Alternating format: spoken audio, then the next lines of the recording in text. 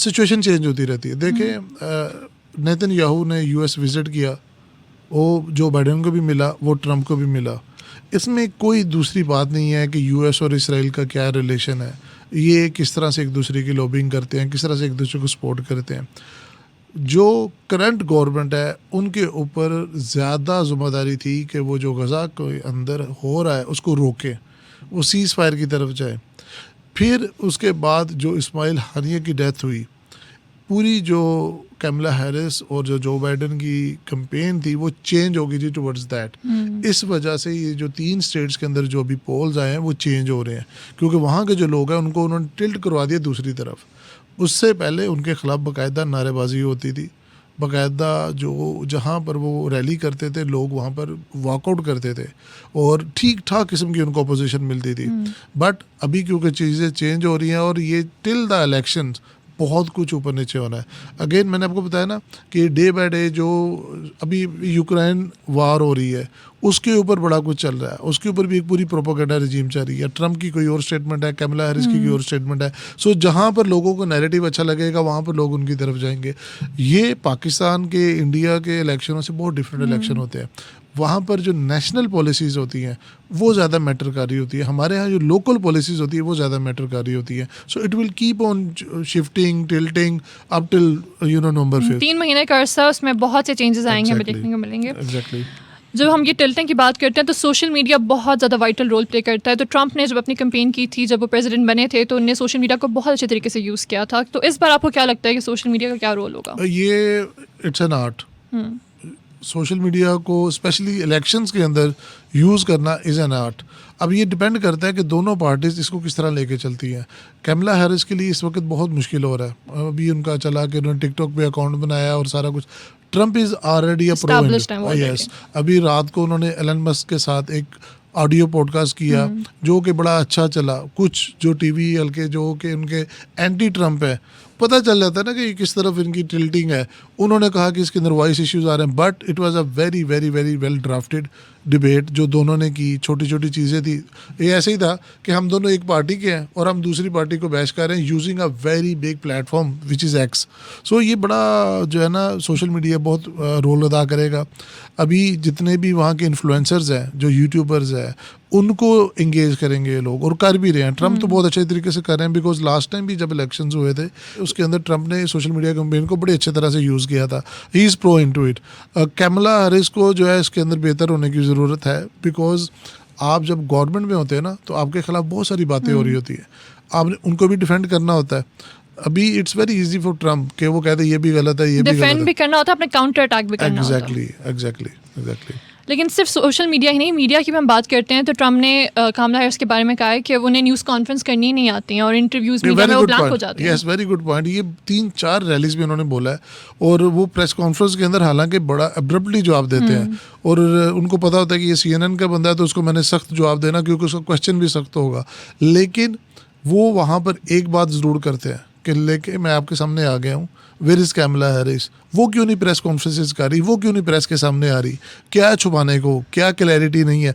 ये चीज़ें चलती हैं और ये as a student of politics, as a journalist हमारे लिए सीखने को मिलता है कि देखें किस तरह से एक पूरे का पूरा सिस्टम चल रहा है, किस तरह से इलेक्शंस की कैंपेन हो रही है। हमारे यहाँ तो एक टोटली डिफरेंट सिस्टम है, वहाँ पर ये बड़ा एक मैच्योर्ड सिस्टम है।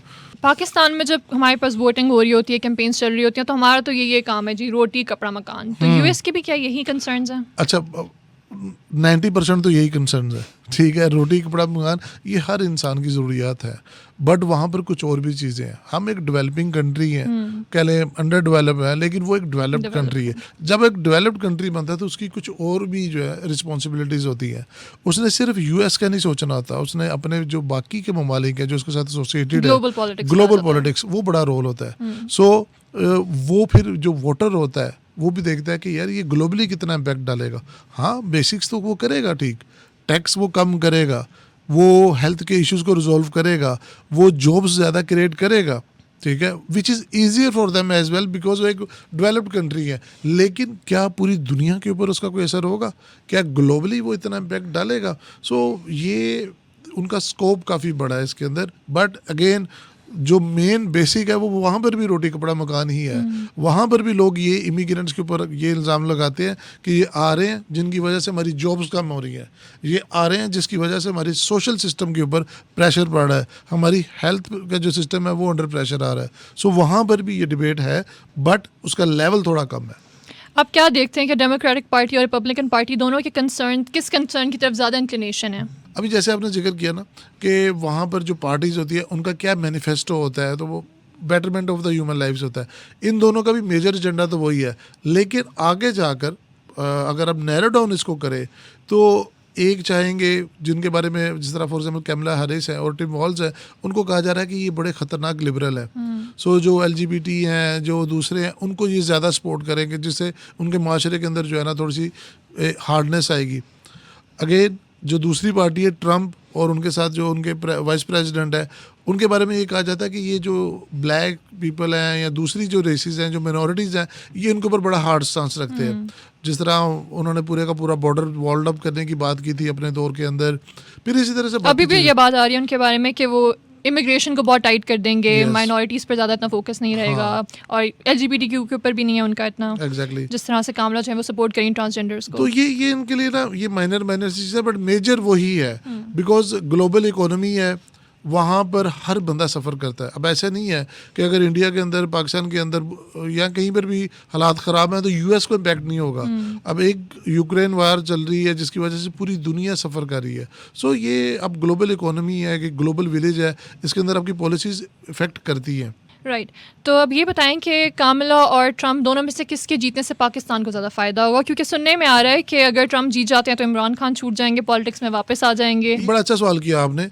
अभी काफ़ी अरसा सोशल मीडिया के ऊपर भी ये कैंपेन जारी है कि नवंबर में ट्रंप आएंगे, तो ट्रंप के आने के बाद जो है इमरान खान और PTI के ऊपर जो है काफ़ी रिलैक्सेशन आ जाएगी बिकॉज ट्रंप और इमरान खान मिले हुए। देखिए हर एक मुल्क की अपनी पॉलिसी होती है और पाकिस्तान की जो पॉलिसीज़ है पाकिस्तान में डिप्लॉय होंगी, जो US की वहाँ पे दोनों गवर्नमेंट्स के अंदर कुछ लैकिंग्स होती हैं, कुछ डिसलैकिंग्स होती हैं, बट कोई भी कभी किसी को फोर्स नहीं करता कि जनाब आप इसी को प्रेसिडेंट लेके आए, इसी को प्राइम मिनिस्टर लेके आए तो ही हम बात करेंगे। देखिए जो भी प्रेसिडेंट आए, चाहे वो ट्रंप हो या कैमला हैरिस हो, we need to build up our foreign policy from the ground zero now. अभी राइट नाउ बहुत एक गैप ऑफ कम्युनिकेशन है। आप दुनिया की एक बड़ी सुपर पावर के साथ उस तरह से इंटरेक्ट नहीं कर रहे जिस तरह से आपको करना चाहिए। हमारे यहाँ तो एक थ्योरीज चल रही हैं जी, फलां के आने से ये होगा। हम पाकिस्तानी हैं, पाकिस्तान के अंदर पाकिस्तान का कानून है, आइन है, पाकिस्तान के फैसले पाकिस्तान में होंगे। आपके अच्छे रिलेशंस होते हैं, हर मुल्क के साथ होने चाहिए, स्पेशली US के साथ होने चाहिए।